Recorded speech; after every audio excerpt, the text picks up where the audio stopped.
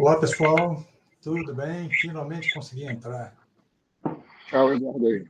Fala, Eduardo. Bom, meu nome é Marcelo e sou conhecido na capoeira como cabeleira. Como eu não toco, não jogo, não canto, não faço nada bem na capoeira, eu fui pesquisar capoeira. Meu nome é Elton Silva, sou praticante de artes marciais e um dos autores aí da trilogia Muito Antes do MMA, e uma pessoa que gosta de procurar remontar um pouco nessa história da capoeira, que não só da capoeira, né? A gente tem outras modalidades também que têm suas origens muito obscuras.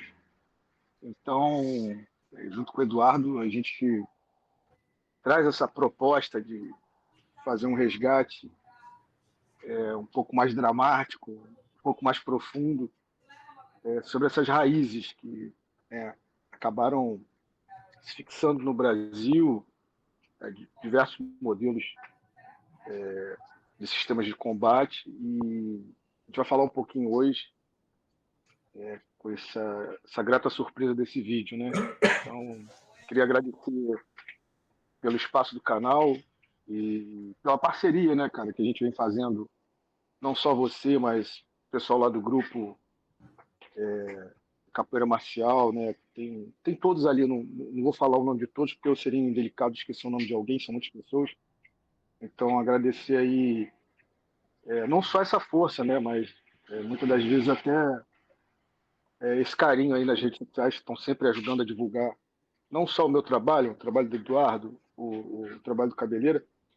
Eu não vou agradecer o Teto e o Cabeleira, que eles já fazem parte da família. Então,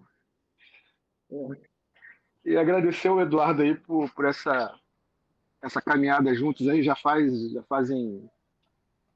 A gente começou esse projeto em 2015, né, cara? Então, é uma caminhada longa, né? Então, dentro desse período aí, a gente tem trocado muita figurinha, a gente tem debatido muito e espero que, mais uma vez, a gente venha colaborar de alguma forma aí para trazer, né, um pouco de luz a esse debate.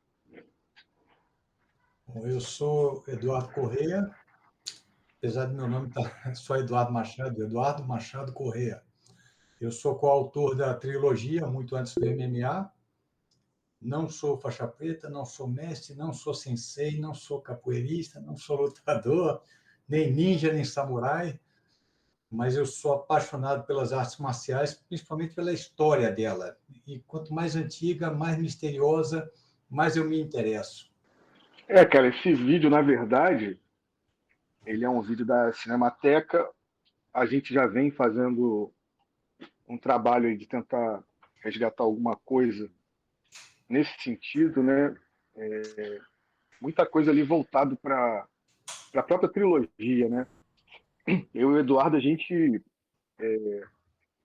costuma fazer essas conexões, quem leu a trilogia sabe.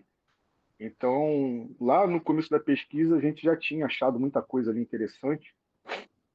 Só que tem um trabalho de restauração, né? É muito difícil, imagino que seja muito caro também. E a gente sabia que tinha alguns títulos ali bem interessantes. Quando eu fui trabalhar de consultor histórico no documentário do Samurai ao MMA, a gente tentou entrar em contato com a Cinemateca, porque existiam ali alguns vídeos ali que envolviam a família Grace, né? Valdemar Santana e outros. E na época, o que foi falado para a gente é que não tinha condições de se achar, né, aqueles filmes no momento. E é bem caro, cara, a digitalização, né? Mas a gente ia tentar pegar alguma coisa ali por documentário. Acabou que, né, não rolou, mas a gente sabia que alguns desses filmes estavam lá.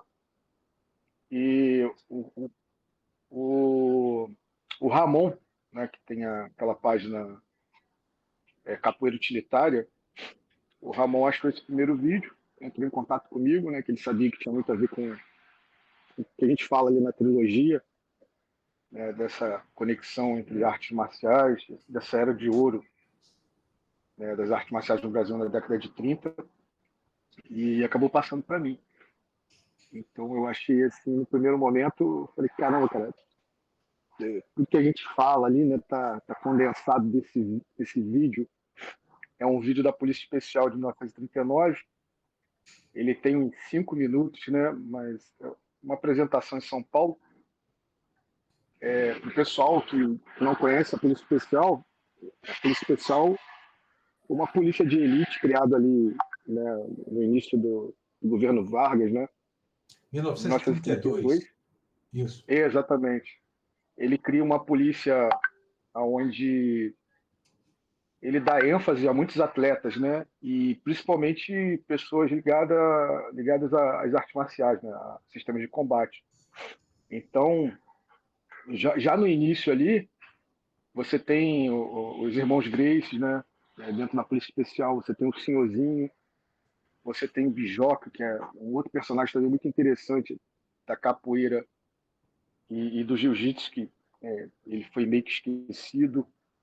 Você tem o Zeca Floriano, né? Que é um herói versátil aí que o Eduardo a gente sempre está falando dele. Entre outros personagens ali, né, desse mundo da luta, que começam a treinar esses policiais. E era uma polícia para confronto. Era uma polícia que ela entrava para resolver distúrbios, né? Lembrando que no início da década de 30 ali, né, o Brasil vivia um momento muito conturbado. Então você tinha muito protesto e essa polícia ela entrava para acabar com esses protestos. Então eram, né, homens não só treinados nessas artes marciais, mas eram caras grandes, né, fortes. E dentro desse universo aí você tem o senhorzinho, que ele começa a treinar esses soldados, e alguns soldados ali ele percebe que existe uma qualidade física, né, uma qualidade técnica. Então ele acaba abraçando alguns desses soldados. Esses soldados viram competidores, né, representam a capoeira, representam o wrestling. É bom lembrar que o treinamento dentro dessa instituição era um treinamento eclético, né? Você tinha ali diversos métodos de educação física sendo empregados, principalmente o francês, né, que ele já vinha ali desde a década de 20 como um sistema obrigatório, né, de educação física. Nós não tínhamos o nosso sistema de educação física nacional. Nós tivemos ali no início a influência do sistema alemão, né, no século XIX. Depois você tem ali o método sueco, né, que o Pastinha falava muito, né? Mas o que venceu, digamos assim, essa batalha foi o método francês. Ele acaba sendo nacionalizado, então ele era ensinado em todo o território nacional, né? Por isso que muitos lutadores, até de outros estados, né, fora da capital da época, eles sabiam esse sistema. O mestre Bimba é o exemplo, né? O mestre Bimba estudou o método francês de 1935 a 1937, onde ele pega lá o diploma dele, consegue o alvará e vai abrir o Centro de Cultura Física, né, onde ele dava aula de capoeira. E isso era bem normal, né? Na década de 30 ali, para você poder dar aula, você tinha que fazer um ano, né, do método francês. Você tinha que estudar um ano para você poder dar aula. Se você quisesse dar aula e ter a sua academia, né, eles chamavam na época ali de Centro de Cultura Física, você tinha que fazer 2 anos. Então, a educação física no Brasil, ela sempre foi ela sempre foi muito eclética, né? E sempre foi muito dinâmica. Mas na década de 30 ali, eles realmente começam a investir muito, né? Não só em lutadores, né? Mas os lutadores sempre se destacavam. É bom lembrar ali que até a década de 30, o que saía muito nas páginas de jornais, né? O que se comentava muito, não era o futebol, né? Mas eram os sistemas de combate, né? As artes marciais em geral. Então você tinha muito ali o pessoal da capoeira, diferente do que a literatura conta, né, que no Rio de Janeiro tinha acabado a capoeira com a perseguição lá do Sampaio Ferraz. Não existia isso, pelo contrário. O Rio sempre respirou capoeira. Então você tinha diversas academias de capoeira, você tinha diversos mestres de capoeira envolvidos no treinamento militar, no treinamento de força e segurança. E o senhorzinho, ele tá, né? Ele é um personagem chave ali dentro da Polícia Especial.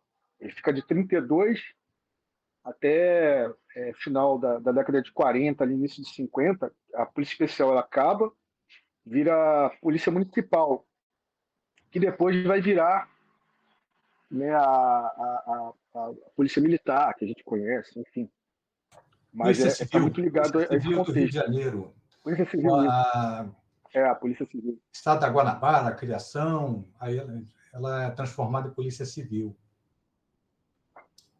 Exatamente. Eu falei militar, né? É. A militar é outra. E só para dar um contexto maior, esse trabalho, né, de uma luta eclética, de uma luta mais completa possível, isso vem de 10 anos atrás. Na verdade, até mais, né? Mas é um trabalho que o Maralesco ele inicia, né, que era outro mestre de capoeira, também completamente esquecido, né? O Maralesco, você não tem nenhuma página na Wikipedia sobre ele, e quando ele é citado por alguns estudiosos de capoeira, é só para dizer que ele foi um cara que teve uma academia de capoeira na década de 20, né? A história do Maralesco é simplesmente resumida a isso, né? Mas ele não, ele tem um trabalho assim fantástico. Eu costumo dizer que o Maralesco ele pavimentou, não só ele, né? Mas ele foi um dos principais. Ele pavimentou todo um caminho, né? Durante o início do século XX até a década de 30, aonde viria esses mestres, né? Que se tornaram mais célebres, mais conhecidos como Pastinha e o próprio mestre Bimba. Então o Maralesco ele tem uma importância gigantesca, gigantesca. O dia que as pessoas, né, os pesquisadores, o dia que os praticantes, né, de capoeira, o dia que eles tiverem, né, essa noção, eles vão ver que realmente o trabalho do Maralesco é ímpar. Mas ele inicia ali em 21, dentro da Escola de Cadete do Exército, né, que Sargentos, depois Escola de vira Sargentos, a antiga Escola de Escola Sargentos em de Realengo. Sargentos, né, que depois vira Escola de Educação Física do Exército. Ele inicia ali um trabalho competindo ali com o método francês, que era um método que estava em vigor, né, e era uma síntese ali do jiu-jitsu com a capoeira, né? Ele era mestre tanto de capoeira quanto de jiu-jitsu. E Aleixo E teve depois ele contato começa. com Sada Miyako, introdutor do jiu-jitsu no Brasil, no judô, na verdade, e posteriormente com o Conde Koma. Então, teve uma formação, vamos dizer assim, bem eclética, privilegiada. E na Polícia Especial, vamos encontrar instrutores do método criado por Aleixo, ou seja, na Polícia Especial, onde você tem um ajuntamento de vários atletas marciais da época, trocando conhecimento, intercambiando conhecimento e sofrendo também essa influência do método criado por Aleixo, isso já nos anos 30, né? Então, a Polícia Especial ela é uma espécie de, claro, não só a polícia, mas também um centro de concentração de lutadores e praticantes de artes marciais, onde, inevitavelmente, vão trocar conhecimentos. E lá na Polícia Especial tem também a família Gracie, inicialmente George, e que ficou pouco tempo, depois Carlos e Hélio. O Hélio até aparece no vídeo que o Elton divulgou, né? Uma imagem assim inédita, né? Na demonstração de judô.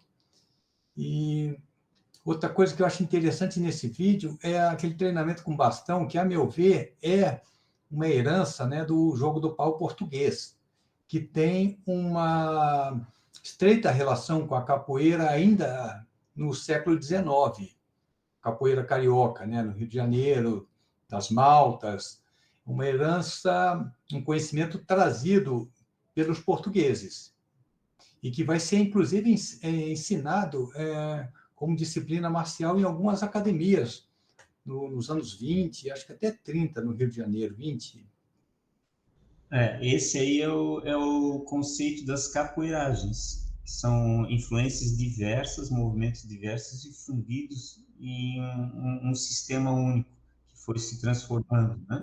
É uma adaptação e também a importância de a gente perceber que isso se deu no meio militar.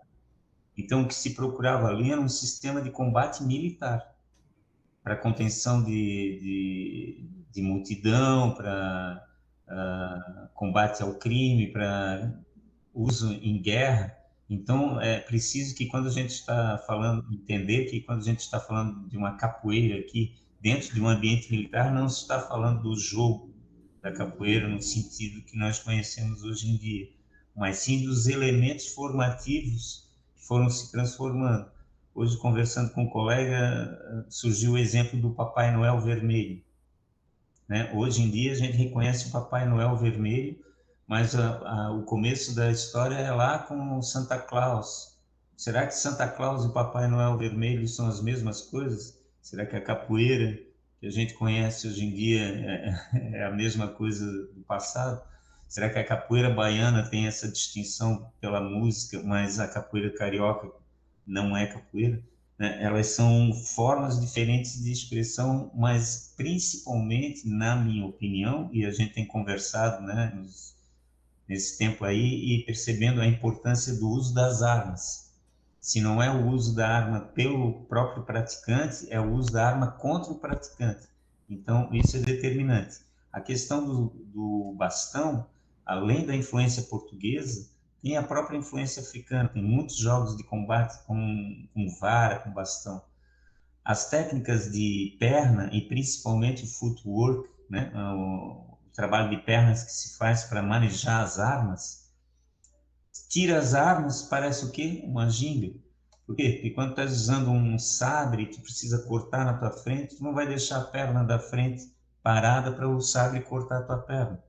Quando estás manuseando, por exemplo, a vara portuguesa, que tem quase 2 metros de comprimento, a clássica, né? É um bastão muito mais longo do que aquele que aparece no vídeo. No vídeo já é um bastão um pouco mais curto, da altura da pessoa. Eu acredito que daí tem uma influência francesa também por causa do método de ginástica, não pela forma de combate. Os movimentos são claramente do jogo de pau português. É nítido, é nítido. A maneira como os ângulos, a maneira como se vira o bastão é igual ao bastão português, mas já adaptado para a realidade da polícia urbana. O jogo de pau português era para as festas de largo, para o campo, era outro sistema. Ali já é um sistema de combate militar. E aí eu só fazendo um gancho com o que o Eduardo falou, que eu acho que é bem conveniente nesse momento, lembrar que apesar de termos diferentes mestres de diferentes modalidades, o receptáculo daquelas informações eram os cadetes, eram os policiais de informação.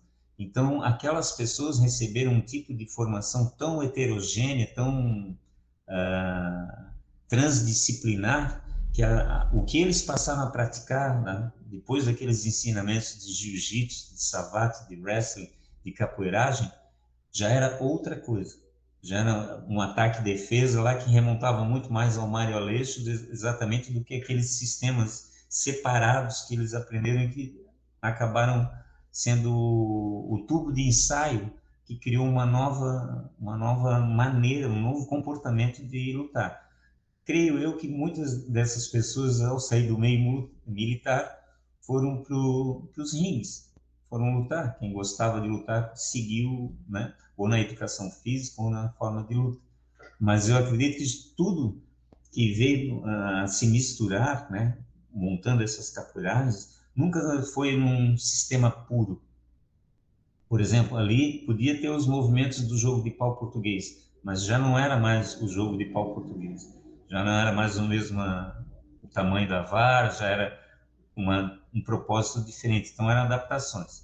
Em relação ao uso das pernas, quando tu estás com a mão armada, é natural que tu use os chutes baixos, como aparece frequentemente no savate, com aqueles chutes com o pé num ângulo invertido, para travar a perna da pessoa, chutes na coxa, por dentro, por fora, de frente, entendeu? Bloqueios. Os antigos escorões, que existiam na capoeira e que hoje em dia não se faz mais, porque não pode tocar na pessoa, né? Antigamente se escorava o movimento da pessoa com o pé de lado, assim, né? Com o pé inclinado para fora. Um chute super comum no savate e em algumas formas de luta na Indonésia, por exemplo. Então, usou a arma, vai ter pontapé e vai ter principalmente o quê? Rasteira e cabeçada, porque as tuas mãos estão ocupadas com as armas. Aí tira as armas, as mãos passam a fazer mais defesa e tu continua fazendo o quê? Dando cabeçada, rasteira e pontapé. E aí surgiu a capoeira. Isso é uma opinião, não é um fato histórico, tá? Mas que corrobora o que a gente viu naquelas imagens daquele vídeo ali. Um sistema eclético, né? Com várias situações voltadas para o combate urbano, né? E aí, fazendo mais um gancho também com o que o pessoal ali da trilogia falou, a capoeira já estava lá no início, na formação da polícia, os secretas, né? Muitos morcegos, como eram chamados, por causa do traje, eram capoeiras. Então, a capoeira sempre esteve nesse meio. Ela estava na rua tanto pelo lado do boêmio, do marginal, como também pelo lado do policial, pela força armada que fazia combate a esses capoeiras. Então, essa troca de informação entre quem reprimia e quem praticava também exigiu comportamentos e desenvolver tecnologias para enfrentar, como o Savate teve que se aprimorar para enfrentar os Apaches em Paris.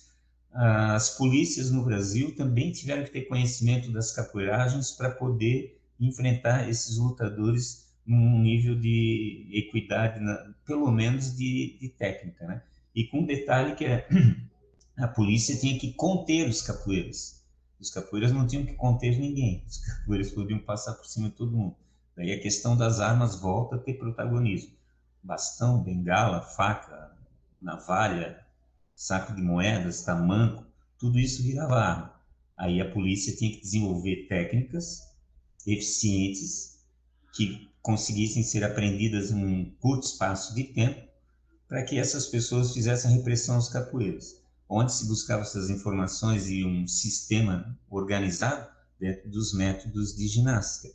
Coincidentemente, naquele momento de ufanismo, de brasilidade, e o getulismo, né, populista, buscando uma identidade brasileira, essa capoeiragem começou a ser moldada, primeiro talvez nas ruas, né, de uma forma espontânea, mas depois nos quartéis, nos ringues, para finalmente chegar nas rodas. Complementando o que o Cabeleira falou, do uso das armas em combate, eu imagino que as técnicas de esquiva também têm muito a ver com isso, com esquivar de um ataque com uma lâmina, seja uma espada, um punhal, até uma navalha, dependendo do tipo de esquiva que você faz, né? Então, é tanto o atacante quanto quem está sofrendo o ataque. E mais uma coisa, aproveitando o gancho da questão da fluidez.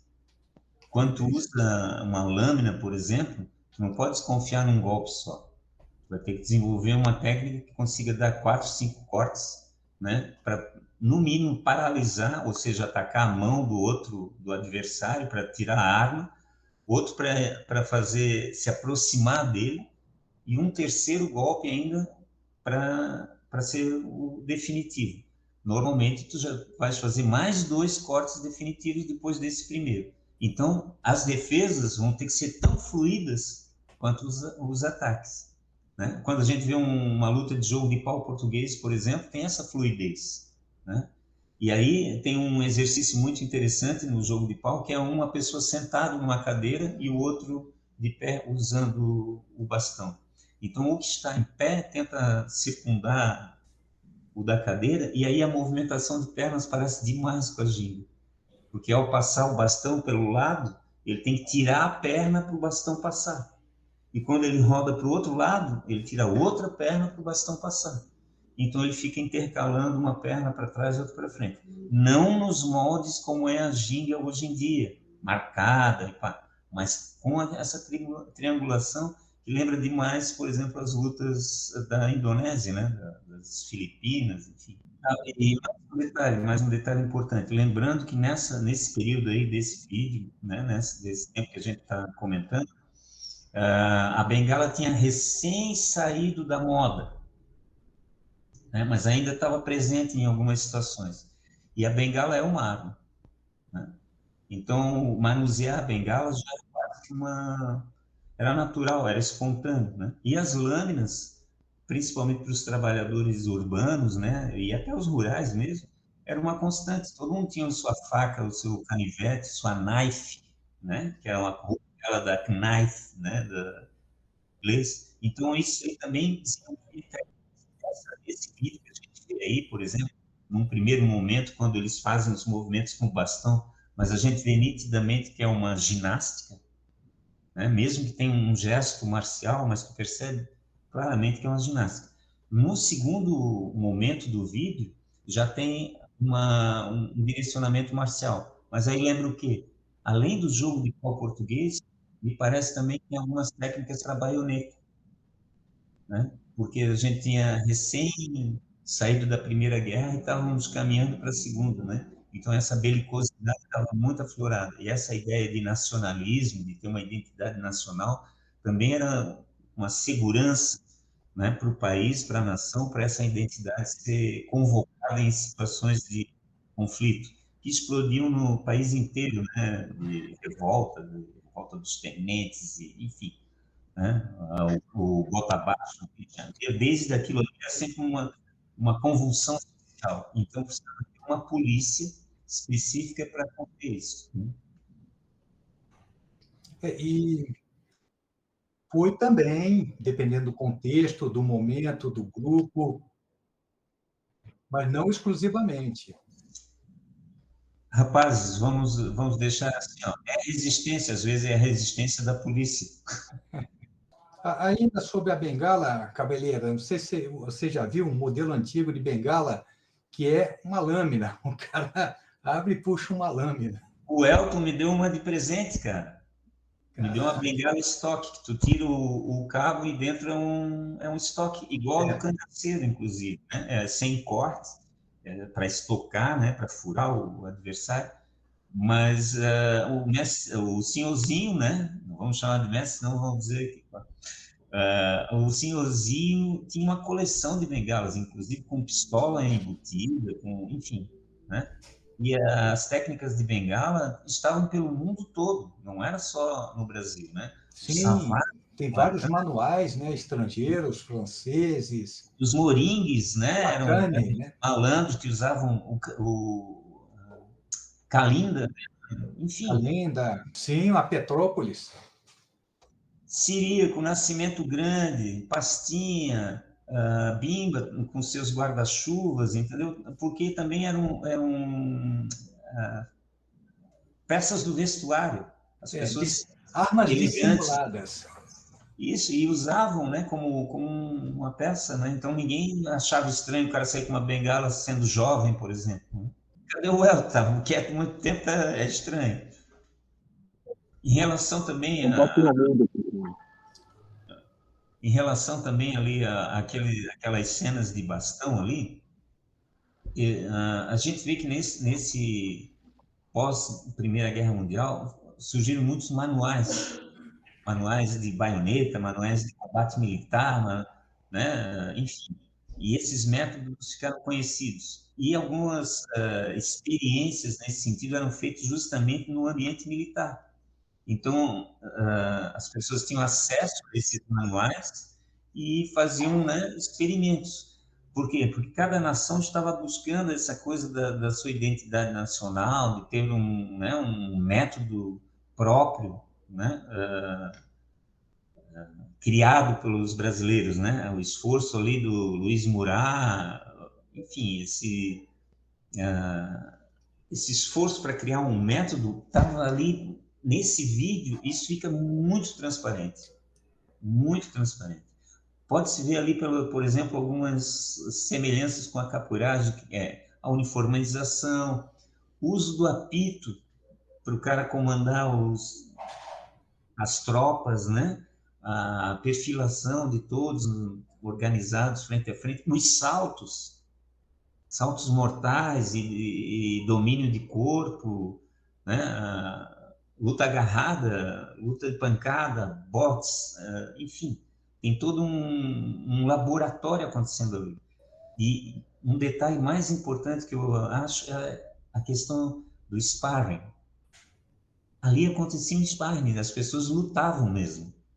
Né? Não era um jogo amistoso, não era uma troca de técnicas, não era luta mesmo, né? Claro que tinha ali era uma apresentação, no vídeo mostra uma apresentação, mas a gente sabe que aconteciam lutas mesmo para o cara ficar preparado para o combate na rua, para a realidade do combate na rua.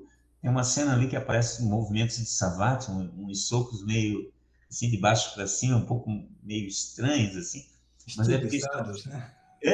bem estilizados, exatamente. Mas porque faziam parte de um método ginástico. Ali estava sendo usado como um método ginástico. Paralelamente ao método ginástico, existiam as lutas. Aí os caras calçavam as luvas e saiu na mão. Então, o objetivo do treinamento e a forma com que ele se dava, é óbvio que dariam resultados diferentes daquele, por exemplo, da capoeira praticada na rua, né? Mesmo que fosse a capoeira carioca, mesmo que fosse a capoeira de rua, sem berimbau e blá, blá, blá, mas tem essa diferença, porque a proposta era preparar combatentes justamente para enfrentar esses lutadores de rua, né? Bom, eu acredito o seguinte, e é o que eu tento passar para o pessoal que treina comigo. Num momento de defesa pessoal, num momento de realidade, tu não vais fazer um gesto estiloso, um golpe extremamente elástico e vistoso. Eu vou chutar o joelho do cara, eu vou enfiar o dedo no olho, vou dar uma cotovelada na garganta, vou dar uma cabeçada quando ele não está esperando, entendeu? Nós treinamos bastante os cotovelos por causa da proximidade, para evitar que as pessoas se aproximem, entendeu? Chegou perto, tomou uma cotovelada. Por quê? Porque daí a pessoa volta para a distância da capoeira.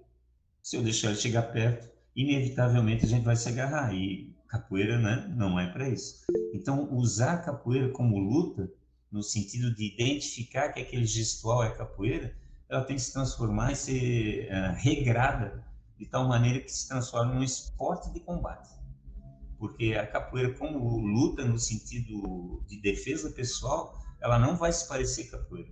Ela vai parecer outras coisas, ela vai parecer luta de rua, entendeu? E o que vai trazer de experiência da capoeira é a maldade, é a malícia, é o oportunismo, mas não vão ser exatamente as técnicas. As técnicas vão se parecer com qualquer outra luta. O cara não vai dizer que aquilo ali é cabeçada. Ele vai dizer, pô, aquele bicho ali é malvado, cara. Ele é malandro, mas ele não sabe se tu fez Kung Fu, se tu fez Karatê, se tu fez Kickboxing, se tu fez... Não vai dar para identificar, né? A não ser que tu dê uma rasteira maravilhosa já no primeiro momento e depois saia rodando com a cabeça no chão, né? Se tiver, por exemplo, 4, 5 atacantes, talvez a mobilidade da capoeira denuncie que é a capoeira. Mas no combate mano a mano, assim, dificilmente a pessoa vai identificar que aquilo ali é capoeira, né? E acredito eu que esses esforços de competição de capoeira tem que criar uma regra mais específica, e se é uma luta de contato, precisa proteger os atletas e não ficar cheio de coisinha, bota capacete, bota protetor e desce a lenha, entendeu? E o cara vai ser vencedor por nocaute, não pelo gesto mais bonito, ou então pelo número de quedas. Ele deu 30 quedas no cara, então ele é o vencedor. Porque tem que ter esse parâmetro. Mas no sentido de defesa pessoal, eu já prefiro, né, levar um canivetezinho, um kerambite, né, porque isso vai me defender muito mais do que eu fazer uma U na frente do cara ou dar um salto mortal diante de 3 assaltantes, né? Isso não vai garantir a minha integridade física. Uma das características do esporte, além de padronização, regra, não sei o quê, é a preocupação com a saúde dos praticantes. Essa preocupação não existe numa situação de agressão na rua, né? E As artes marciais, a capoeira é um bom exemplo, tem seus aspectos, suas facetas, algumas bem diferentes, com alguma interseção. Vamos dizer assim, a manifestação artística, manifestação esportiva e a de defesa pessoal. São diferentes, pode até ter algumas técnicas parecidas, aquele chute, qual seria, esqueci, na capoeira, que seria o equivalente ao Maoshi do karatê, ao martelo, né? Então, você até usa isso artisticamente, só que numa situação de esporte, vai usar de outra forma, em competição de karatê, você nem bate para machucar, é encostar e fazer ponto. Agora, já na rua, você vai botar muita força no golpe. Então, é isso, virou esporte, você tem essas preocupações. A saúde do praticante, a integridade do praticante, e tem isso, se diferencia daquela forma original e começa a parecer mais com outros esportes também de combate, com kickboxing, com karatê, com kung fu e por aí. Eu acredito que a ideia de uma competição de capoeira ela está um pouco equivocada no sentido primeiro da visibilidade, né, a estética. Teria que ser focada mais na eficiência, né? E eu acredito que o bom jogo de capoeira ele não tem tanto a ver com a pancada, ele tem mais a ver com a queda. Por quê? Porque quando tu trabalha o chute no sentido artístico, mas correndo o risco de tomar uma rasteira, de levar uma banda, tomar uma tesoura e banar, e quando tu consegue sair dessa queda de maneira artística também, por exemplo, o cara te dá uma rasteira, tu já sai no S dobrado, já entra na tesoura, o cara sai numa rinha. Eu acho que esse deveria ser o tipo de competição plasticamente bonito.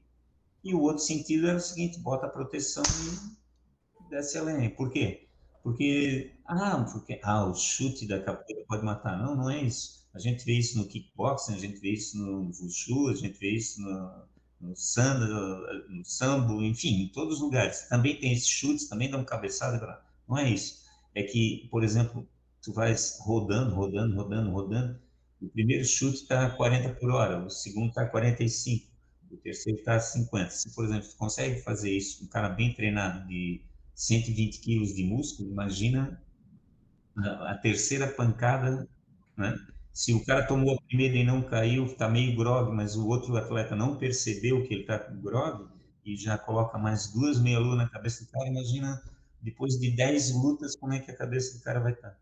Né? Então precisa de uma proteção, estudar uma maneira de evitar isso, né? Porque ele não vai morrer ali na hora, mas depois de levar 50 meia-luas na cabeça, eu acredito que vai fazer um estrago bem permanente, né? Dali para frente.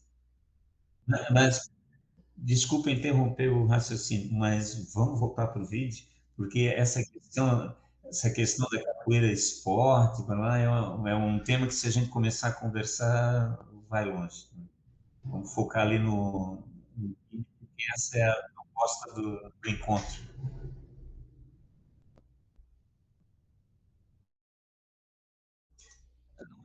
Me parece aí que a gente tem um limite agora, né, de tempo. Acho que a live vai fechar e a gente vai retornar de novo, é isso? Isso, mas a gente não poderia exibir as cenas aqui para a gente comentar as cenas, enquanto passa a cena a gente fala alguma coisa sobre, passar o videozinho ali para destacar algumas. Então, a ideia é, enquanto a gente troca de reunião, daí passa o vídeo, as pessoas ficam assistindo o vídeo e depois a gente volta e comenta o vídeo ali. Pode ser assim? Perfeito, mestre. Pode ser assim. Não, não consigo aqui. Tu estás com ele aberto? Não, eu não tenho ele aqui agora. Algo ali que tá nas cadeiras. 10 minutos. Acabou. Posso montar assim. Falando com o mestre Magal aqui. Vem cá, Magal. Dá uma lua aí pra galera.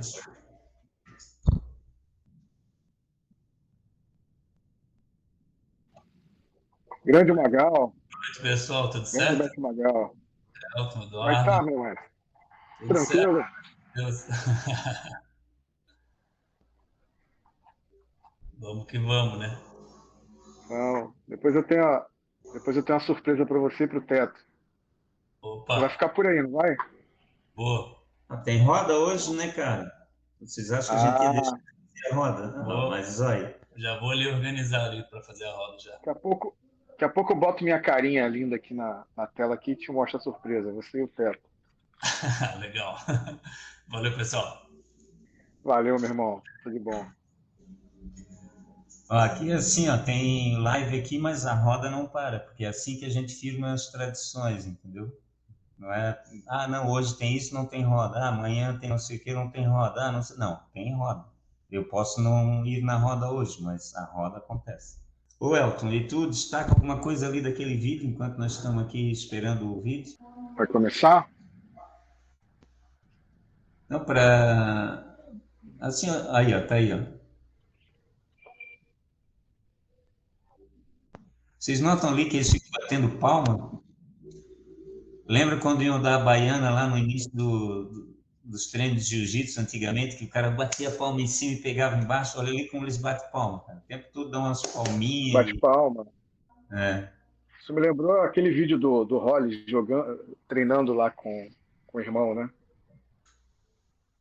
Batendo palma, aplicando chute. Sim. Isso está muito inserido dentro do modelo carioca, né? Essa coisa de bater palma, de dançar, entre aspas, na frente do adversário. Ô Cadilson, coloca o vídeo inteiro da apresentação, desde o jogo do pau ao final lá com o Jiu-Jitsu Box. Ô Mestre Cabeleira, não, eu tenho no celular, cara, mas eu acho que eu não consigo aqui é compartilhar a tela, né? A mensagem, mostrar a legenda. Eu não tenho compartilhar arquivo.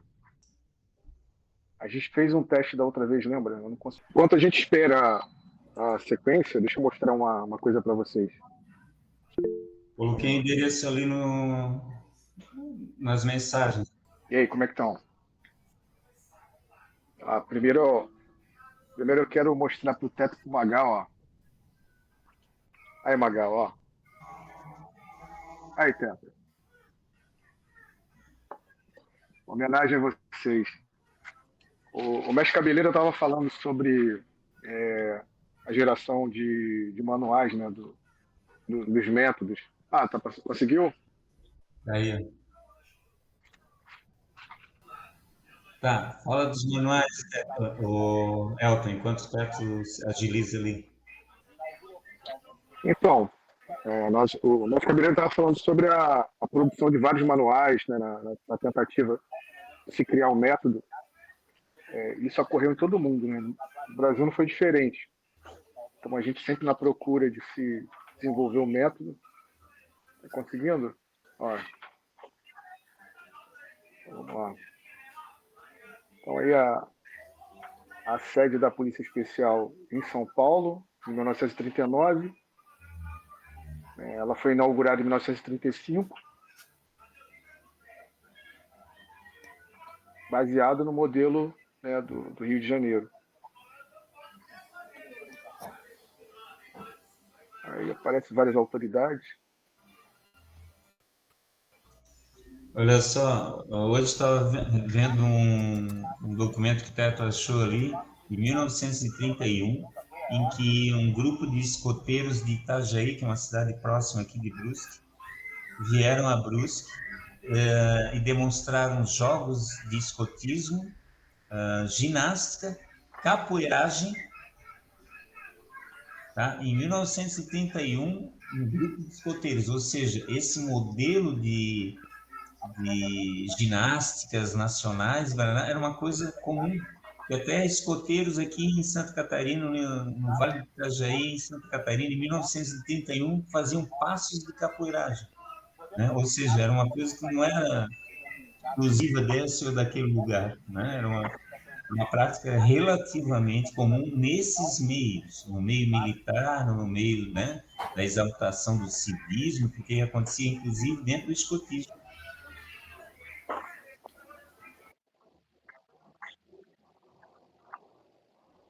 Interessante. O bastão, ó, é menor que o bastão do jogo de pau português e lembra muito o tamanho do quê? De um fuzil, né?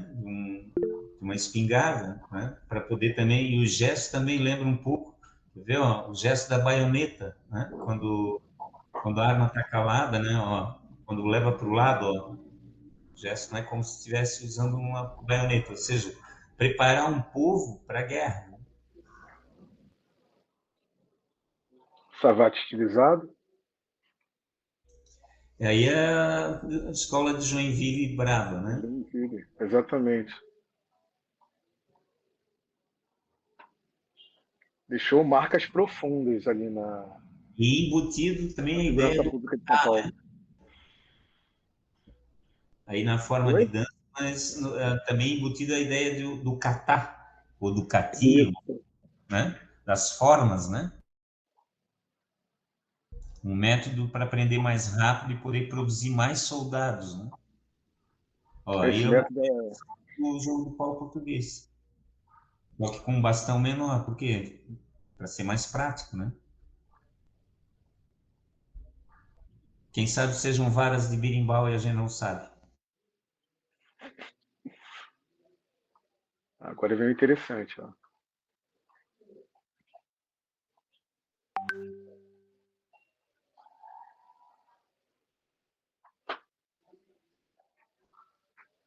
Muitas palmas, né? Batendo as mãos para distrair, enfim. E ali, já, mesmo Uma sem música, característica bem marcante na capoeira do Rio de Janeiro. provas de domínio corporal, que pode ter sido depois acrescidos, inclusive, nas Ok. apresentações, não só militares, né? Mas até da Sexo capoeira baiana. super violento, né? Você lembrou alguma coisa disso aí? É um momento importante, né? Jogou o outro por cima, agarrado no pescoço, né? Que interessante. É. São as coincidências da vida, né? Pura coincidência. Você tem a parte do jiu-jitsu, que lembra um pouco o programa da família Grace.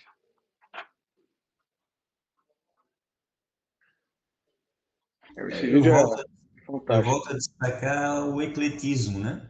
Então, imagina todos esses soldados ali, aspirantes a policiais, tendo essas informações e guardando no seu corpo, né? Usando o arquivo arma, né? Para guardar essas informações, né? É uma mistura que acontece ali em cada um daqueles soldados ali, né?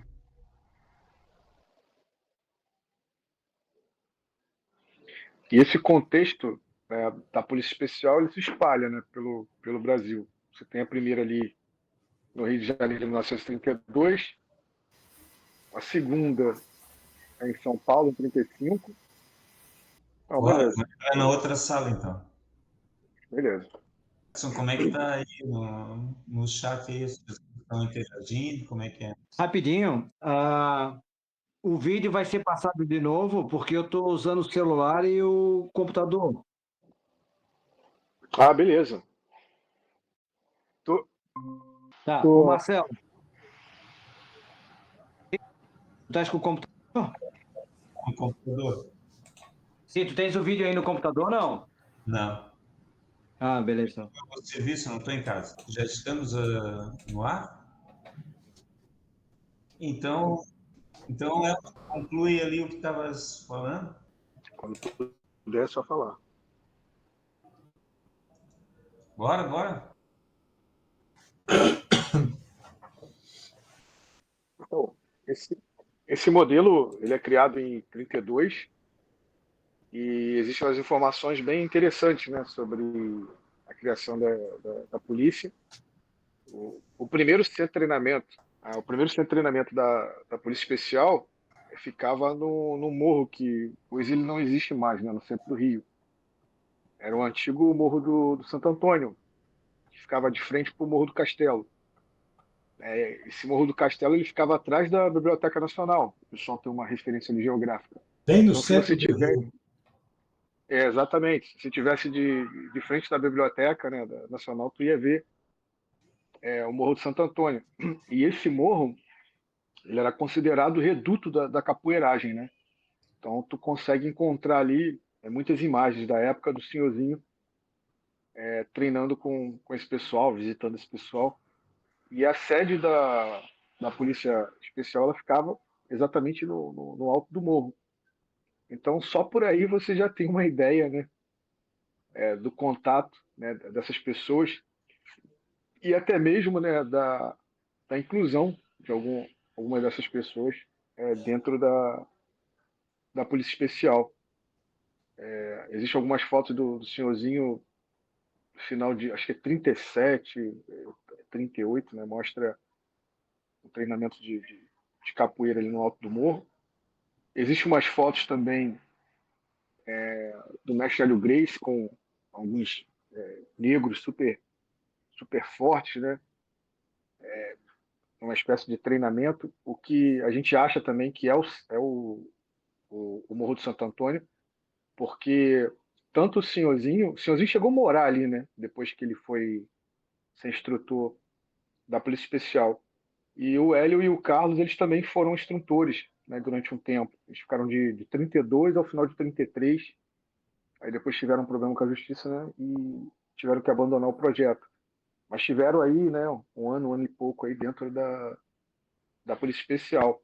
Então, onde contribuíram bastante também, né, como receberam, né, influência, né, exerceram influência dentro do método e receberam influência do método também. Isso fica muito claro, né, em algumas partes ali do sistema de defesa pessoal, onde você encontra diversos golpes de capoeiragem, né? E esse modelo ele acaba sendo importado para outros estados. Em 35 você tem em São Paulo, e esse grupo de instrutores do Rio, eles iam, né, para outros estados treinarem, né, os soldados. Então você tinha diversos elementos diversos métodos que acabavam viajando, treinando o pessoal. O aluno do senhorzinho, o Soroa, é ele que leva a Polícia Especial para o Sul. Né? Ele é incumbido de levar a Polícia Especial para o Sul. E você tem essa Polícia Especial, né, sendo implantada em diversos estados. É bem interessante. Isso acaba se espalhando, né? Não só através da Polícia Especial, mas como também do Exército. O Exército já faz esse trabalho anteriormente, né, desde a década de 20, com o pessoal do método francês e o Maraleixo ali, que fazia ali, né, um contraponto ali, tentou criar um método nacional baseado principalmente na capoeira e no jiu-jitsu, com elementos aí do jogo do pau, até com elementos nacionais, né? Você tinha ali, ele falava muito na faca pernambucana, né, na esgrima pernambucana. Imagino que existissem outras formas, né, nacionais, né, nativas de luta também. Ele acabou absorvendo. Então ele misturou aí com o jogo do pau, o jiu-jitsu, a luta livre, o boxe, né, o savate na época. E como o mestre Cabeleira estava falando anteriormente, você vê essa forma de ginástica, né, esse modelo de ginástica, mas existia também, né, o sparring, que é onde você pega aqueles artigos lá da década de 30, né, dos militares que eram mestres de ataque e defesa, e eles falam, né, da maneira que o brasileiro conseguia adaptar tudo que chegava aqui, né, às suas próprias necessidades. Então, eles falam da luta livre, né, que seria uma luta americana. Acho que no Brasil, né, tem ali um contexto brasileiro. Da mesma forma o savate, né, que era muito estilizado, como é mostrado nas imagens anteriores. Os brasileiros foram adaptando também. Como o jiu-jitsu, né, você vai ver as próprias aulas de jiu-jitsu do exército, os praticantes de jiu-jitsu aplicando rabo de arraia, porta-capim. Isso é muito interessante. Né? E isso mostra para a gente também quando, né, a influência desses métodos eles não são diretos, né? Eles de alguma maneira são indiretos, porque eles estavam ali embutidos dentro desse conceito, tanto da educação física, né? Educação física em si mesmo, o método francês, quanto das lutas de ringue. Você vai em São Paulo, ou até mesmo ali no Parque Odeon, né, em Salvador, durante a década de 30, onde aconteceram aquelas lutas do Mestre Bim, você consegue encontrar muito desses elementos ali, né? Você tem centro de cultura física com boxe, com jiu-jitsu, com savate, com wrestling, e o próprio método, né? Sendo ensinado Sem em esquecer os praticamente todas as circos, partes do Brasil. sem esquecer os circos também, que promoviam combates e, né, tinha muito essa coisa dos desafios, né? Desafio ao público. O Geomori. O Geomori fazia muito isso, né? Mas você estava E falando dos manuais, né? Deixa eu abrir a tela aqui. Calma aí.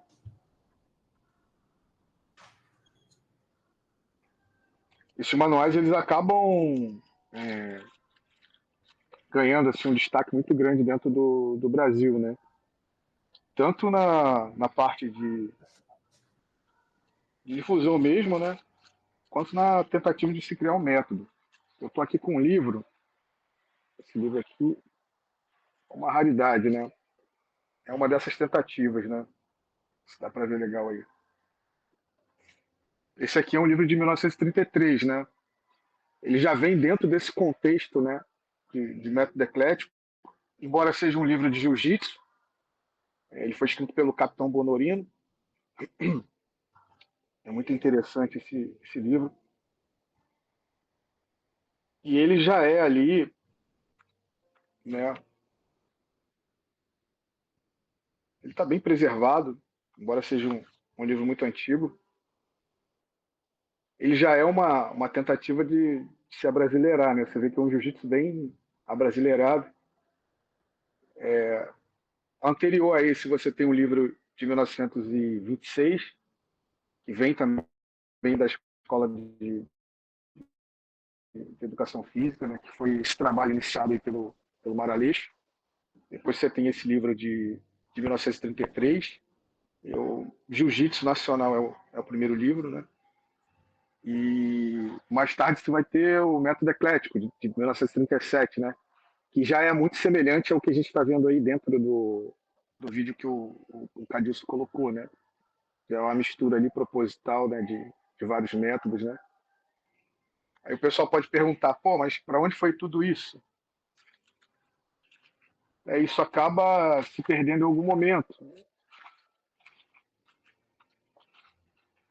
Vou guardar essa preciosidade aqui. Depois eu vou tentar fazer um vídeo somente sobre esses manuais.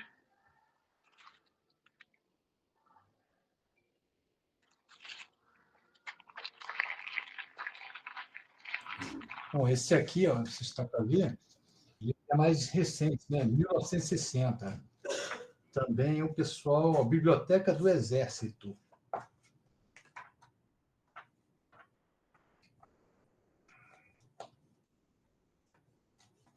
Esse livro é fantástico. Fantástico esse livro. Uhum. Eu tenho esse livro também. Aí, só para complementar sobre o Soroa, Cabeleira, você que tinha falado, pessoal que participou da Polícia Especial e depois vai lutar, o Soroa é um exemplo, né? Ele dominava o jiu-jitsu, dominava a capoeira, o wrestling, foi aluno do Senhorzinho. Ele era filho de espanhóis. Na década de 30, ele vai morar na Espanha e participa lá nos circuitos lá do Pancrácio, né? Pancrácio. E ele surpreende com as técnicas de capoeira, com que ele derrubava os adversários. O pessoal nunca tinha visto nada daquele jeito, né? Então, o Soroa é um ótimo exemplo desse know-how obtido ali. Já vinha desde com o Senhorzinho, claro, aprimorado na escola ali da Polícia Especial e aplicado na prática, né? A Espanha é outro país que, infelizmente, teve o seu desenvolvimento nas artes marciais, eu diria, atrasado, né? Prejudicado em boa forma por causa da Guerra Civil Espanhola, né? Durou uns 4 anos, 3 anos, nem lembro mais.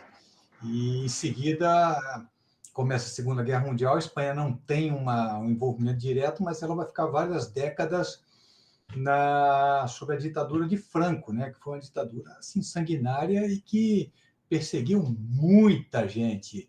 E com Não, isso, e ficou uma geração inteira de adultos, né? Que E tinham essas Exato. técnicas, então sumiu esse conhecimento. Sumiu e muita gente migrou, vai para outro país e não vai mais se dedicar ao esporte. Você é imigrante em outro país, você vai trabalhar pesado, né? Não tem nem tempo para o esporte.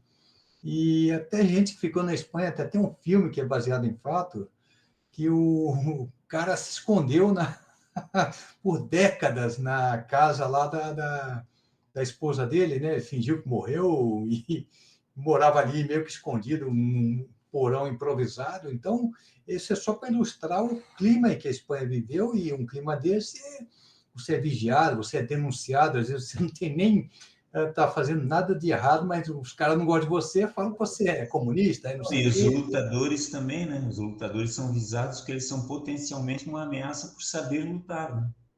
Justamente. E tem outra questão: esse tipo de esporte não é estimulado porque ele é meio caótico, né? Gera muito descontrole ali da torcida e um regime ditatorial. O que ele mais quer é ordem e controle, né? Então, não há nenhum tipo de incentivo ao desenvolvimento de atividades desse tipo. E, justamente, muita gente envolvida com as artes marciais é perseguida, é presa, porque pode estar ensinando já a arte marcial já adaptada para um contexto de revolta. Isso aconteceu, inclusive, na Segunda Guerra Mundial, aconteceu demais. Eu lembro um caso da Holanda, era do mestre Jan Snijders. Ele foi um dos pioneiros do jiu-jitsu na Holanda, nos anos 20, 30, né? E ele vai ensinar jiu-jitsu, claro, adaptado para aquele contexto ali da resistência holandesa contra os alemães.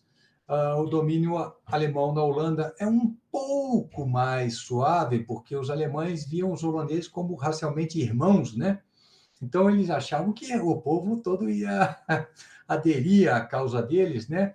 E o Snijders, ele tem uma história muito interessante, que ele, treinando a resistência e participando da resistência contra os alemães, ele é descoberto, vai preso e passa...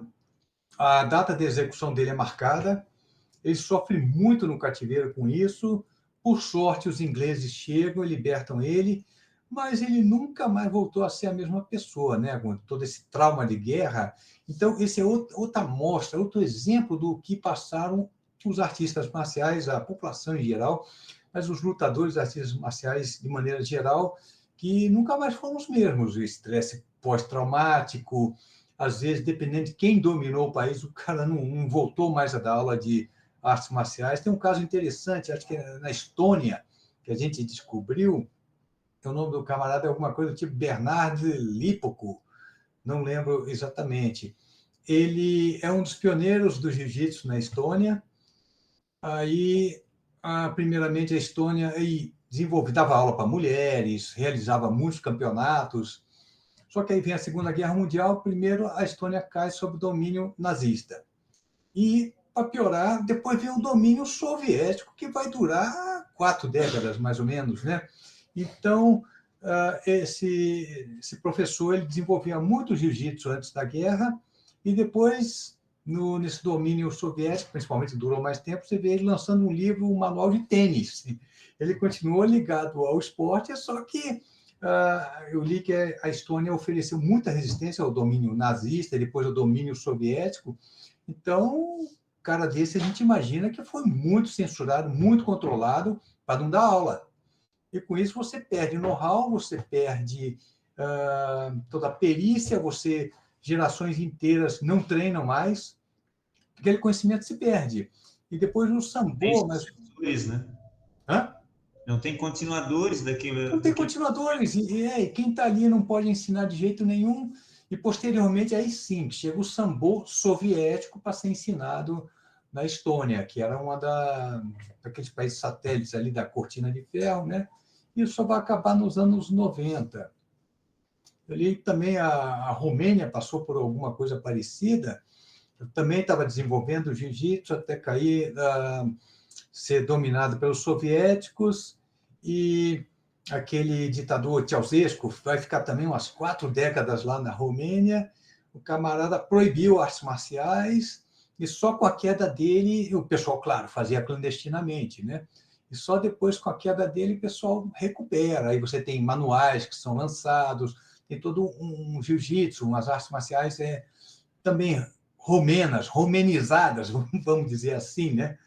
E só para mostrar, para ilustrar como esses regimes, como esses eventos e esses regimes subsequentes atrasaram o desenvolvimento das artes marciais nesses países diretamente afetados. E aí, fazendo um paralelo, imagina a escravidão no Brasil contra os guerreiros africanos e contra os imigrantes europeus pobres que conviviam, né, nos cortiços, nas favelas, enfim, né?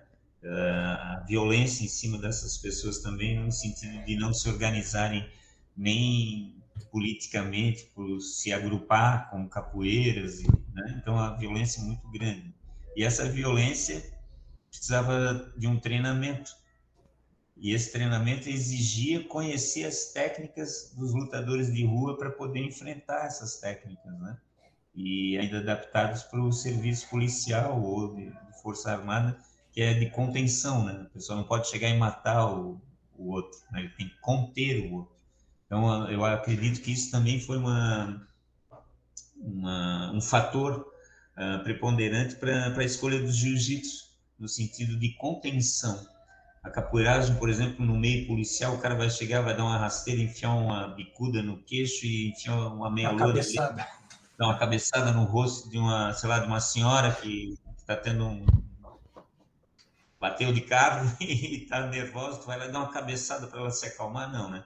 Precisa conter a pessoa. Então, isso também, acredito que foi decisivo para esse método eclético ficar condicionado a esses atenuantes, né? Tu não pode ser violento para conter uma população. Tem que conter a população, mas não deve ser, teoricamente, a polícia não deve ser violenta, né? Exatamente. E essa, inclusive, é uma das diferenças da utilização até de uma arte marcial ou do próprio armamento de polícia para Forças Armadas. Pô, Forças Armadas têm um armamento com uma letalidade muito maior, é para arrebentar um quarteirão, a própria abordagem. O objetivo é eliminar o inimigo, né? Eliminá-lo seria um jiu-jitsu de uso militar, para você, por exemplo, você dominar uma sentinela, você mata a sentinela com estrangulamento para adentrar numa organização militar do inimigo secretamente, vamos dizer assim. Então, ou você é pego ali, tem que quebrar os membros, bater, machucar muito nos seus agressores e tentar fugir daí. Uma abordagem muito diferente da que seria a abordagem policial, que é como você descreveu muito bem, dominar o camarada para interrogá-lo. Assim, a polícia entra no bairro mais nobre da capital. Ainda tem essa diferença. Com uma determinada técnica. E quando o mesmo policial é obrigado a entrar numa favela na mesma capital, a técnica já vira outra coisa. Infelizmente. Esse foi um dos motivos também que fez o jiu-jitsu sobressair sobre a capoeira, né? A capoeira tinha essa característica de violência, né? De você bater, quebrar, machucar. E o jiu-jitsu, de uma forma mais científica, você dominar ali o seu adversário. Já era um debate que vinha lá do começo do século, né? Por que não se coloca a capoeira como uma espécie de carro-chefe, né? na defesa pessoal nacional? E o pessoal já, aqui no Brasil, influenciado pela Europa, o jiu-jitsu estava uma verdadeira coqueluche, né, durante o início do século XX, né, na Europa, todo mundo fazia, força de segurança. E o Brasil tinha essa influência muito forte, né, principalmente da França. E na prática, realmente, né, você consegue dominar uma pessoa de forma muito mais humana, né, muito mais civilizada, com técnicas de jiu-jitsu do que com a capoeira, né? Os objetivos eram diferentes. E você também tem todo ali um contexto histórico, né, da violência das Maltas. Então, a imagem da capoeira carioca no cotidiano, né, do carioca não era das mais boas, né? Então, isso também fez com que a capoeira ia se perdendo o espaço. Por isso que quando a capoeira baiana ela chega no Rio, ela começa a crescer muito rapidamente, né? Porque tem essa coisa do lúdico, né? Tem essa coisa da plasticidade, que era bem diferente. A gente está vendo ali uma apresentação da capoeira durante a filmagem lá de 39. E você vê algo bem mais objetivo, mas era algo voltado realmente para esse tipo de combate, né? Combate de ringue. O Sorô, não, o Jansen, né? O aluno do senhorzinho lá que, né, foi um André dos melhores Jansen. e tal. Ele largou a capoeira, ele fala que a capoeira era muito mal vista, né? Por mais que eles tentassem recuperar a imagem da capoeira na forma de esporte, ele fala que era muito mal visto. E toda vez que eles se apresentavam, né? Toda vez que os jornais apresentavam os alunos do senhorzinho, as matérias de jornais têm aquela ênfase, né? São meninos de boa família, né? Moços, trabalhadores. Então, tentando Apesar de diferenciar. capoeiristas, Porque realmente, cara, era muito pesado, né? Essa áurea sobre a capoeira carioca, né? E já vem do século XIX, sempre ali de alguma forma no meio marginal, né? Nunca deixou de estar no meio marginal, por então, mais ali que tinha, esses. no mínimo, um século de história escrita falando mal da capoeira, né? Porque lembrando que a gente passa a ter imprensa e editoras com a chegada da família real. Ou seja, tinha muito mais capoeira antes, né? Dela ser escrita, da história dela, das notícias aparecerem sobre capoeira. Então, imagina, aquilo está falando que capoeira é sinônimo de violência, de crime, de confusão. Para você mudar isso, quando você tem provavelmente séculos uma palavra sendo associada a esse sentido, então é muito difícil você, como é que eu vou dizer, purificar essa palavra, você higienizá-la, né? Vamos dizer assim. Muito difícil. Acho O importante. Jansen vai virar instrutor de tênis, né? Aí ele foi goleiro, né? Goleiro também. Goleiro. Olha só, acho importante destacar também que a palavra capoeira, né, que dá uma certa confusão, inicialmente se referia ao indivíduo. E esse indivíduo tinha determinadas técnicas que não precisam ser as mesmas que hoje em dia são reconhecidas como capoeira, mas ele era reconhecido como capoeira, né? Então, um usava mais a mão, o outro usava.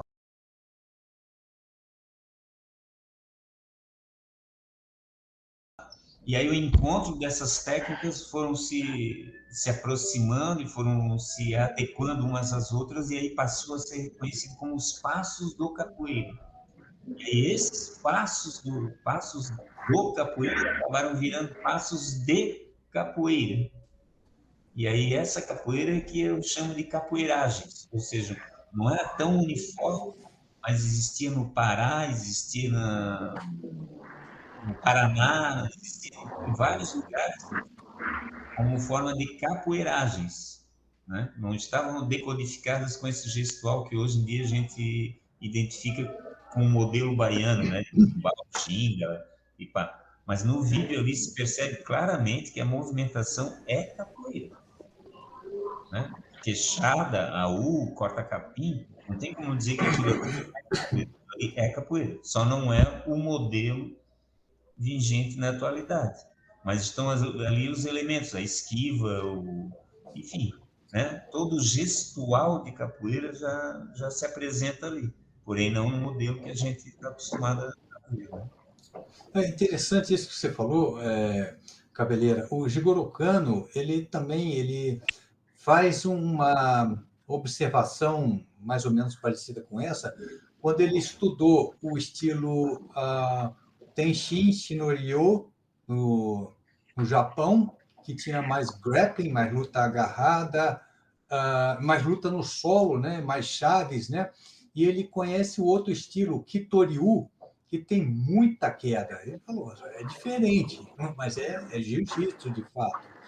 Então, acho que é mais ou menos isso que você estava falando, né? As diferenças de lutar, de se manifestar uma arte marcial, no caso, a mesma arte marcial.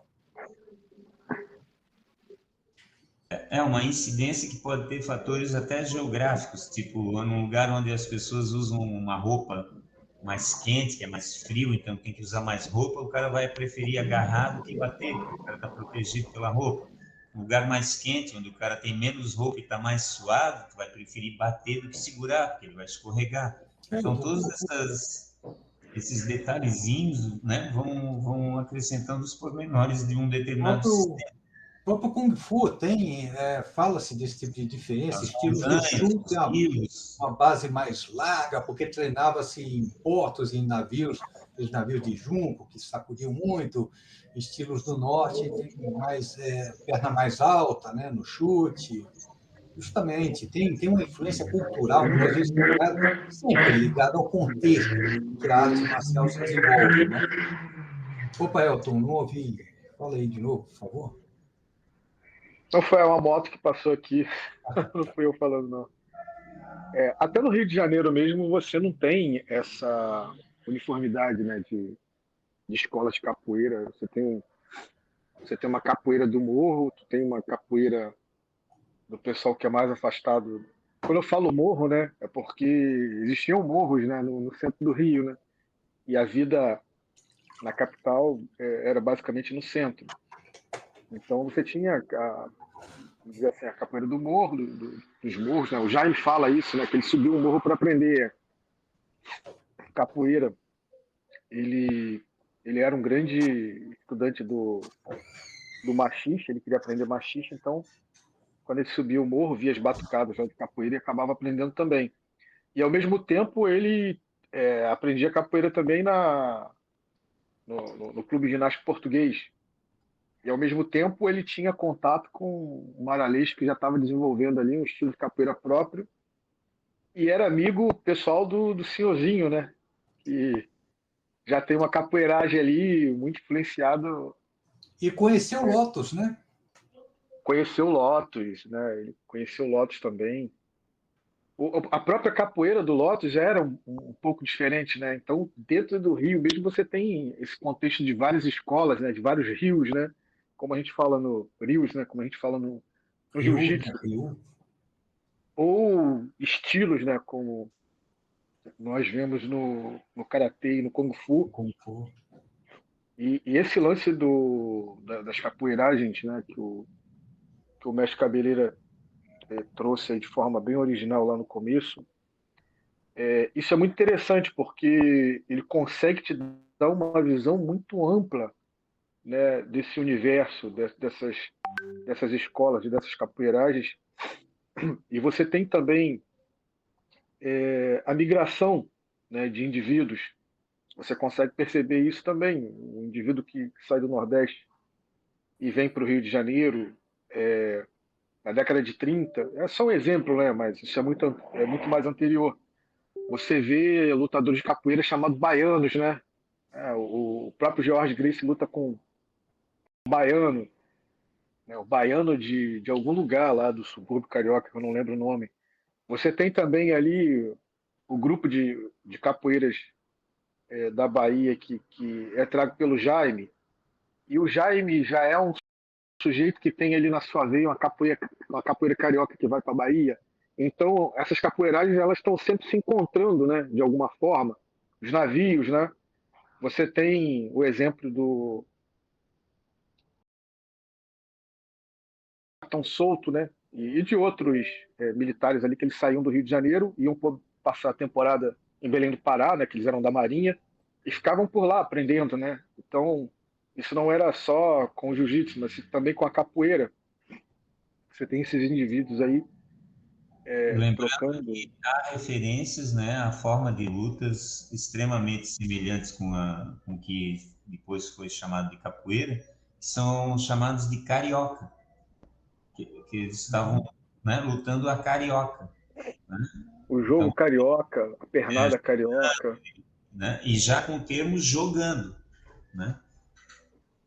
Tem um jornal de Pernambuco de 1800 e acho que 68, que fala da proibição do jogo carioca, né?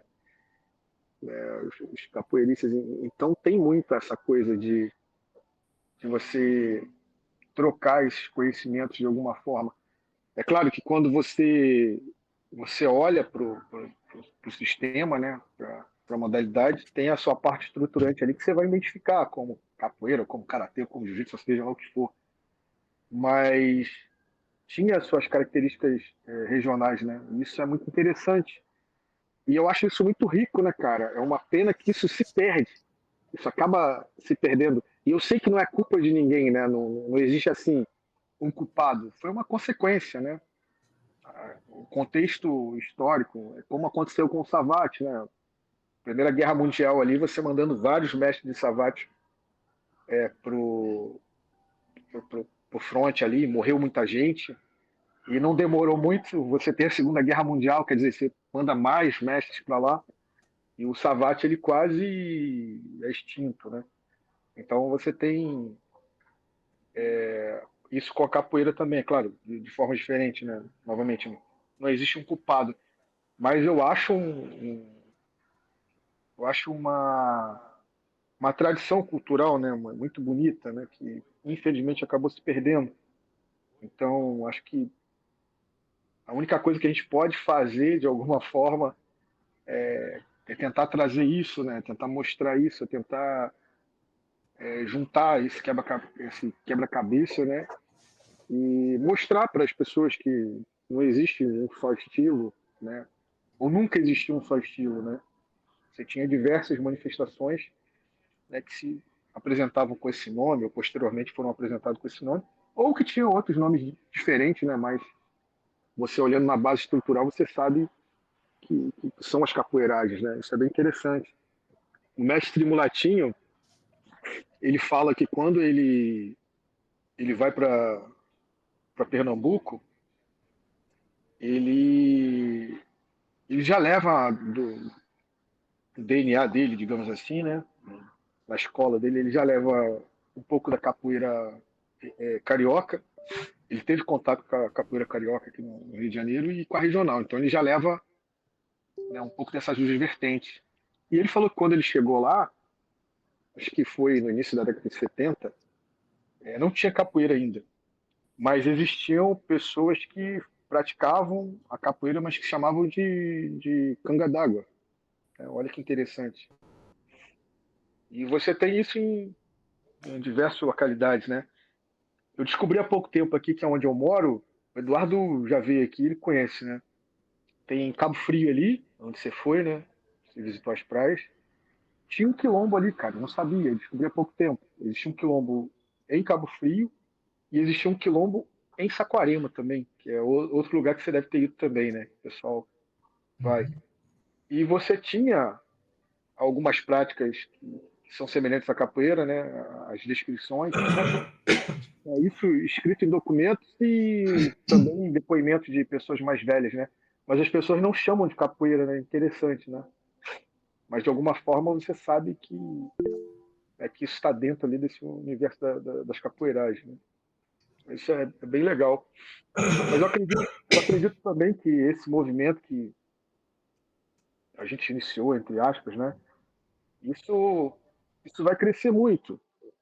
Isso tem a crescer, né? Acho que outras pessoas vão aparecer, outras formas de documento, né, devem aparecer também. Quem sabe a gente consiga aí, né, deixar um pouco mais claro, né, esse passado glorioso para quem gosta de estudar história, né, de estudar essas formas de combate. Eu acho que ainda tem muito, cara, que se levantar, né?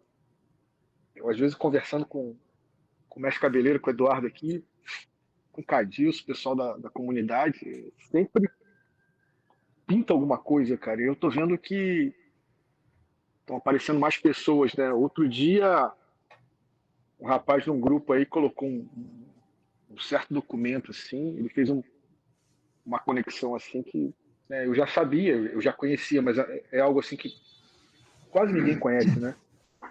E eu perguntei, né, da onde ele tirou aquele documento, né? como ele tinha feito aquela conexão, ele falou, de tanto ouvir vocês falarem aí, né, eu olhei e achei legal e achei parecido e fiz essa conexão. Então, o que eu quero dizer com isso, né? A semente foi plantada, né? A flecha foi lançada, né? Como o mestre Cabeleira fala, né? A flecha foi lançada, não tem volta, cara, isso, não tem volta. Aí eu vejo um movimento assim muito puro, né? Entre aspas, né? Muito ideológico, né? E eu acho que esse pessoal, em um certo momento assim, eles vão entender, cara, que não existe uma tentativa de se tirar o protagonismo de A ou B ou de um certo lugar, né? Isso é história, né? E são formas que depois também são conhecidas em outros lugares como batuque, né? Batuque boi, bate-coxa, né? Que tem mais ou menos um princípio semelhante, às vezes usa a umbigada para fazer o desafio, né? Tem outras formas que é com facão, enfim, é comum esse tipo de manifestação, mas aí normalmente é um combate ritualizado, né? Existe um ritual, não é uma luta franca, né? Como na Punga dos Homens, que coincidentemente também o cara toca o tambor sentado nele, igual o Moringue, a Lade, então existem várias conexões que dá para fazer em cima dessas práticas. Então, eu queria destacar que as capoeiragens são essas semelhanças, não são as modalidades. Percebe? Tambor de crioula não é capoeiragem. Mas a punga dos homens que tem dentro do tambor de crioula e a maneira com que as pessoas se comportam dentro daquela manifestação específica de vir e dar a banda, aquilo é capoeiragem. Porque num sentido prático de luta, aquilo pode ser usado como defesa. Já os passos da dança do tambor de crioula, não. Não deixa de ser pernada carioca também, que foi um nome, né, um artifício justamente, assim como se chamou luta regional baiana para uma capoeira não ser perseguida, também a pernada carioca também foi um artifício para a capoeira não ser perseguida, na mesma proporção, inclusive, né? É importante situar cronologicamente as avaliações, porque num determinado momento chamar de pernada era uma coisa. 20 anos depois, aquela mesma prática já não tinha o mesmo nome ou o mesmo nome não era mais a mesma prática. Então, por exemplo, no momento a gente falar em pernada, sei lá, no início do final do século XVIII é uma coisa, e falar em pernada carioca no final do século XIX já é outra bem diferente, né? De novo, a ideia do Papai Noel vermelho, né? Santa Claus é uma coisa e o Papai Noel vermelho é outra. No entanto, ambas as extremidades fazem parte da mesma história. Então, é preciso situar em que momento está se chamando de pernada, né? Chegou o general da banda aí, né? É o cara que vai dar a banda, né? Não é o cara que vai tocar instrumento, é o cara que vai desequilibrar o outro, né? Então tem que situar essas colocações no espaço, que infelizmente foi isso que muita gente fez antes da trilogia, muito antes do MMA, que falava da capoeira carioca convenientemente num limbo cronológico para encaixar numa narrativa que dá um salto de 20, 30 anos e vai parar lá em Salvador, né? Então esse hiato entre o momento em que a história da capoeira carioca serve a narrativa e depois um silêncio de décadas para novamente aparecer novamente no Rio de Janeiro já baianizado, é esse espaço de tempo que a gente está tentando comentar. Isso não diminui em nada e não afeta em nada o protagonismo da capoeira baiana nos dias atuais, porque é um fato, né? O que a gente está tentando discutir e analisar e tentar investigar é o que aconteceu enquanto não se falou mais sobre a capoeira carioca. Ela não desapareceu, inclusive estava no jiu-jitsu, estava no Vale Tudo, estava, né, com os lutadores nordestinos que faziam combates. Essa capoeira ela se modificou, né? Mas ela não desapareceu. E ela está, inclusive, na prática da própria capoeira baiana, influenciada no sentido não do gestual, historicamente, mas sim da maneira com que ela sobreviveu. Para a capoeira baiana sobreviver, ela teve que ser comparada a outra capoeira, que era a carioca. Né? Então, isso também ajudou. Ah, não, mas aquela capoeira violenta da malta, do bandido armado com o cacete, com a faca, com a navalha, essa não, a gente não pratica. A gente pratica a capoeira tal. Isso aí também foi um determinante para que um determinado modelo se destacasse em relação ao outro. Né? Roberto Cabeleira, só pegando esse gancho, achei muito interessante. Essa capoeira ela não desapareceu, né? Ela se transformou no Rio de Janeiro, né? Você falou, tá dentro do Vale Tudo, tá dentro do Jiu-Jitsu, tá dentro das Forças Armadas. A capoeira pernambucana, de certa forma, também, né? Ela acaba... parte dela acaba se transformando ali no frevo, mas parte dela estava dentro do próprio Vale Tudo, né? Você pega principalmente aquele livro do Ivan Gomes, né? Da Cleia, eu até sempre brinco, né? Carinhosamente, eu falo que aquilo ali é um manual de capoeiragem, né? É um manual de capoeiragem pernambucana. É impressionante a quantidade de golpes de capoeira, né? Só que eles chamavam o quê? De luta livre, né? Chamavam tudo de luta livre. Luta livre, para eles, era um... Tem as lutas do Ivan Gomes, então dá para tu ver a luta, né? Então não é assim, vozes da minha cabeça. Não, Tem aquele depoimento muito interessante lá do Cangaceiro também, que ele vai fazer parte lá do grupo do Lampião, bem novinho, né? E o Lampião manda ele lutar com um rapaz que estava um pouco mais tempo que ele, né? E ele fala que eles fazem uma luta livre. E ali ele fala em cabeçada, ele fala em rabo de arraia, né? Deu uma cabeçada, deu um rabo de arraia. Então a capoeira pernambucana também ela não morre, né? Ela acaba se transformando, né? Ela vai para dentro desse conceito de luta livre. Então, destaco aí também que muitas dessas pessoas usavam golpes de capoeira sem ser capoeira, sem eles serem capoeiristas, sem aquelas pessoas serem capoeiristas. Madame Satã é um exemplo.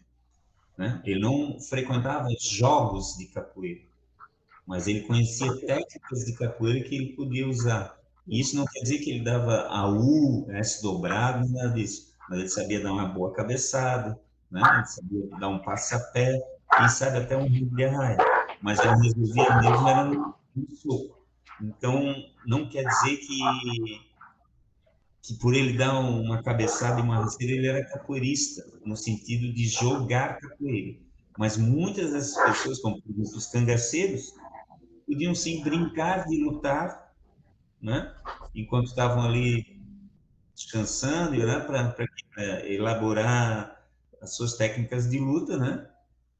E nem por isso eles eram capoeiras no sentido que nós entendemos hoje. Mas aqueles gestos eram capoeiragens. Porque era um rabo de arraia, era um corta-capinha, era uma cabeçada solta, era uma cabeçada presa, né? Eram técnicas que hoje a gente consegue reconhecer como capoeira. Mas naquela época eram técnicas de luta. E num ambiente hostil. O cangaceiro, quando encontrava a polícia, não ia fazer uma chamada de Angola, né? Ficava sem a mão. Então, né, aquelas técnicas eram reconhecidas como técnicas de capoeira, mas não precisavam ser usadas exclusivamente por quem era considerado capoeirista. Que o termo nem existia na época, né? Capoeirista é um termo recente. Eu discordo. Eu acho que a capoeira, não a capoeira que se joga hoje com saltos acrobáticos mirabolantes, com golpes dá duas voltas no ar, isso não. Mas essa capoeira mais primitiva e mais básica, ela tá interiorizada no ser humano. Se a gente pensar numa negativa e rolê, tu vai ver que é como o bebê se levanta. A criança, quando está aprendendo a andar, ela dobra uma perna, estica a outra, vira para o lado e sai andando. Isso é um rolê. Então, muitos desses movimentos, como por exemplo, o próprio corta-capim, às vezes é natural. tu queres alcançar a perna da outra pessoa e o teu próprio desequilíbrio leva tuas mãos para frente. Então, tu aprende quase que espontaneamente, né? Aí, o nome, aí sim, aí ele tem uma influência cultural, né? Que alguém deu o nome para isso. Mas o gestual, por exemplo, tu dá uma ponteira, uma bênção, não precisa entrar numa escola, né? Com 4 anos de idade, tu já sabes fazer isso. Só que não é treinado a nível, né, do entendimento como uma prática marcial, mas é um gesto natural já. E destacar também que eram gestos que hoje em dia todo mundo conhece, porque a capoeira está no streaming, está na TV, está no cinema, né? Então todo mundo conhece. Na década de 30, por exemplo, poucas pessoas iam reconhecer uma técnica de luta com um cara abaixado no chão, né? Ele ia pensar muito mais ou num judô, num jiu-jitsu, uma coisa assim, ou num boxe, né? Do que alguém apoiar as mãos no chão e chutar a partir daquela posição. Então, realmente era uma surpresa. Aquelas técnicas surpreendiam os adversários, né? Estava escrito, inclusive, no ABC, né? Não, eu falei que está descrito, inclusive, no ABC, o livro lá de 1885, né? O original. Eu comecei a capoeira em 1980 e aí começou também um esforço para tirar alguns movimentos da capoeira. Então, por exemplo, a queda de 4, né? Que o angoleiro faz, cai para trás, assim, aquilo ali, meu Deus, esse movimento aí, hoje em dia voltou, né? Mas na década de 80 era um problema, por exemplo, fazer negativo com o calcanhar no chão. Estava havendo um processo nacional de depuração das técnicas de capoeira, em que muita gente se dizia capoeira regional, mas não seguia o método de Biba nem nada, era a região da cidade onde se morava. E aí havia uma comparação entre as técnicas e outro escolhia um estilo ou outro, né? Não podia misturar as coisas. Hoje em dia é bem mais eclético. Então imagina dentro de um ambiente militar.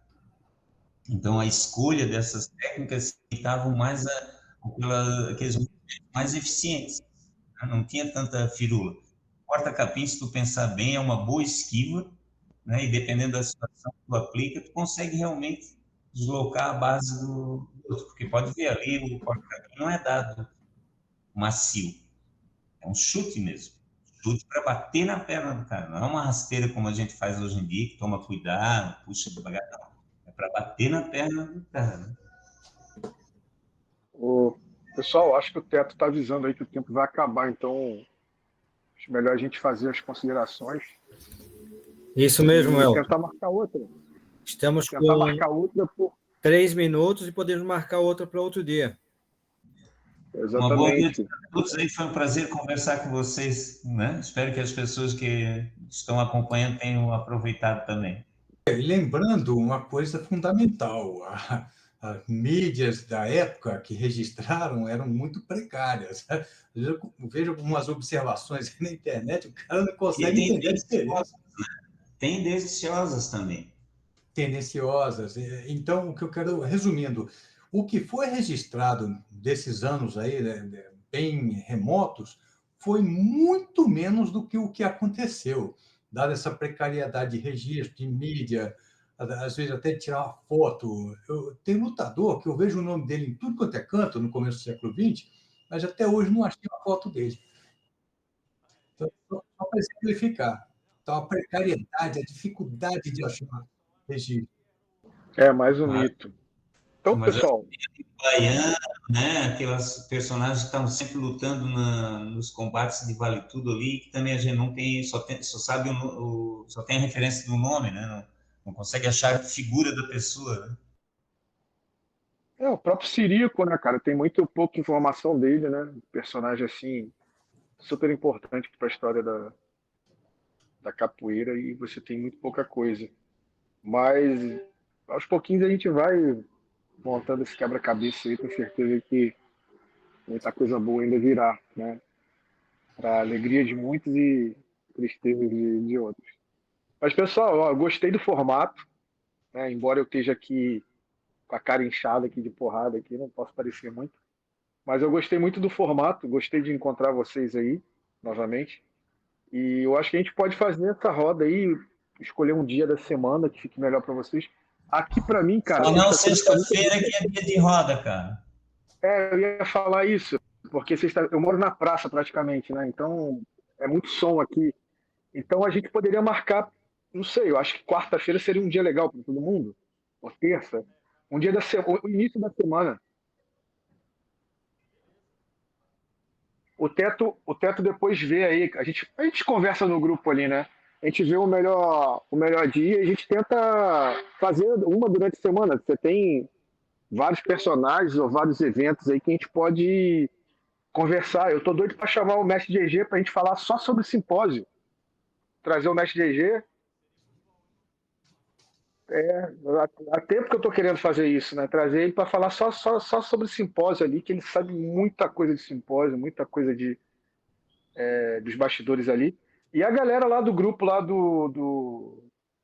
tanto o grupo do museu lá, que eu fiz parte, ou capoeiragem lá do Telegram, se o pessoal quiser pintar aí também, sem problema nenhum, pô, é para conversar, se o pessoal quiser apresentar alguma coisa, fazer alguma divulgação, a gente está aqui para isso, né? Então, fica o convite estendido aí a todo mundo. Isso aí, Valeu, gente. Um abraço aí, vamos saindo. Um abraço a todos. Beleza. Meus amigos, um grande abraço a todos, com Deus aí. Valeu, Cadinho só. Obrigado aí.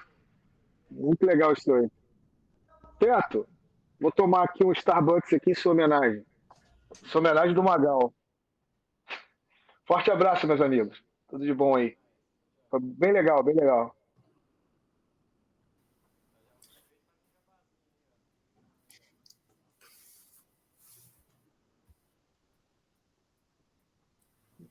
Valeu, então. Pessoal, obrigado. Estou Valeu, indo agora pessoal. lá para a roda também para acompanhar o mestre Cabeleira. Falou.